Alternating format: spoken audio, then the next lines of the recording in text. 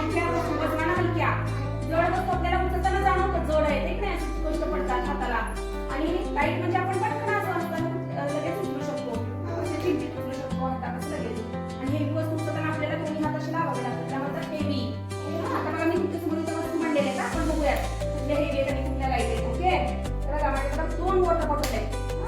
म्हणजे काय आहे वॉटर बॉटल पाण्याने भरलेली आहे. त्यामुळे ही कशी झाली आहे हेवी जड हेवी. ओके आणि ही दुसरी माझ्याकडे वॉटर बॉटल आहे. त्याच्यात पाणी आहे का कशी सुद्धा हलवू शकते अशी लगेच घेऊ शकते. ही कशी आहे लाईट लाईट त्याला म्हणतात हलकी लाईट. ही कशी झाली पाणी भरल्यामुळं जड झाली जड झाली असं उचलताना जड झाली असं म्हणू शकत नाही आपण. आता बघा ही वस्तू काय आहे बलून आहे. बलून एकदम हलका आहे ना असं उडतो लगेच वाऱ्यात इकडं तिकडं आणि पटकन येतं ते पटकन येतो तो आपल्या हातात. आता दुसरं बघा इथं काय आहे स्पून आहे मोठं मोठं स्पून. हा कसं आहे रे जड आहे जड. स्पून कसं आहे जड आहे.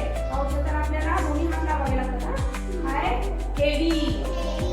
आता बघा माझ्याकडे काय आहे बघा काय आहे माझ्याकडं पोटॅटो.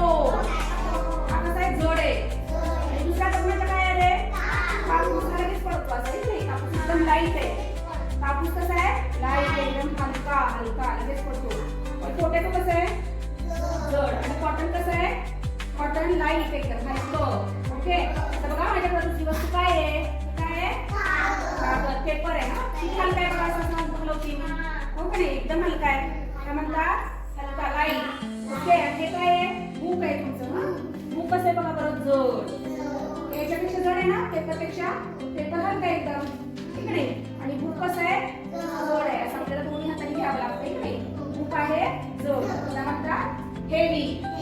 आणि पेपर कसं झालं एकदम लाईट हलका. पेपर कसं एकदम लाईट. ओके कळलं तुम्हाला हेवी आणि लाईट मध्ये फरक.